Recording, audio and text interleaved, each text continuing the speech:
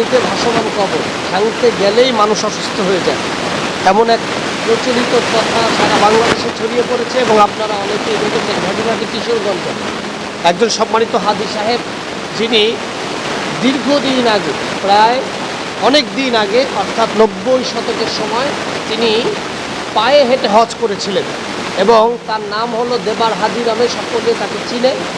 তিনি পায়ে হেঁটে হজ করার পরে তাকে সবাই হাজী সাহেব উপাধি দিয়েছেন। তার কবর তিস্তা ব্যারেজের একটা নির্দিষ্ট জায়গায় কিশোরগঞ্জে, সেখানে খনন কার্যক্রম করে একটা খাল, একটা নদী খনন করা হয়েছে, যার মাধ্যমে পানি প্রকল্প পরিচালনা করা হয়। অসুস্থ হয়ে যাবে এবং এই পর্যন্ত কেউ এই কবর ভাঙতে পারেনি। এবং এই কথাটা ইসলামী শরিয়াতের ভিত্তিতে কতটুকু যৌক্তিক, কেমন, এই বিষয়ে অনেকে জানতে চেয়েছেন। দেখুন, আমার একটা বিষয় আপনাদেরকে বলা উচিত। আল্লাহর পক্ষ থেকে বান্দার জন্য অনন্য নেয়ামত, যে কোনো নিদর্শন আল্লাহ তাআলা বান্দাকে দান করতে পারেন। যেমন এই হাজী সাহেবের কবরটা আমরা বিভিন্ন ভিডিও, টেলিভিশন ফুটেজে দেখেছি যে এই কবরটা যখন পানি হচ্ছে, পানি হওয়ার পর কবরটা তলিয়ে যাবে না, কিন্তু তলিয়ে যাচ্ছে না, বরং এই কবরটা পানির সাথে সাথে ভেসে যাচ্ছে। সুবহানাল্লাহ। শুধু তাই নয়, আবার যখন পানিটা টেনে যাচ্ছে, অর্থাৎ এই খাল বা নদী শুকিয়ে যাচ্ছে, তখন কবরটা আবার অটোমেটিকলি এই নিচে, এবং কোনো ফাঁকা নেই। এটা আমরা বিভিন্ন ভিডিও ফুটেজে নিশ্চিত হয়েছে। এমন অলৌকিক ঘটনা বান্দার জন্য আল্লাহ তাআলা ঘটাতেই পারেন নিদর্শন হিসাবে।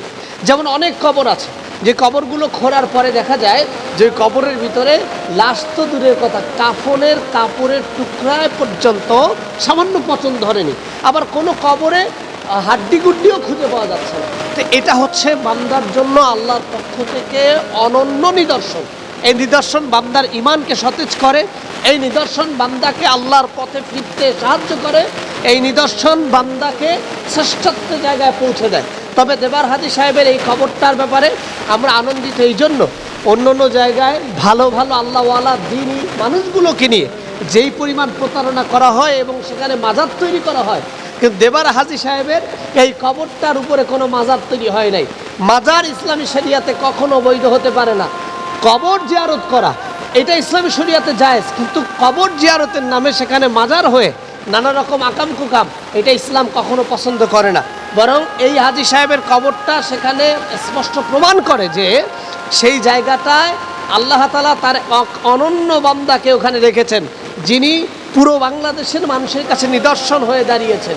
এবং এই কবরে যে এই যে অলৌকিক ঘটনাটা ঘটছে, সেটার জন্য ইসলামী শরিয়াত বিরোধী কোনো কিছু হচ্ছে না, এবং ইসলামী শরিয়া এটাকে সমর্থন করে যে নিদর্শন হিসাবে আল্লাহ তাআলা বান্দাকে এমনটা করতেই পারেন। সুতরাং আল্লাহ তাআলা আমাদের প্রত্যেককে এমন আল্লাহওয়ালা, দ্বীনের উপর ইস্তেকামাত এবং রবের সাথে সুসম্পর্ক রেখে সাল্লাল্লাহু আলাইহি ওয়াসাল্লামের আদর্শের উপরে আমাদেরকে পরিচালিত হওয়ার তৌফিক দান করুক।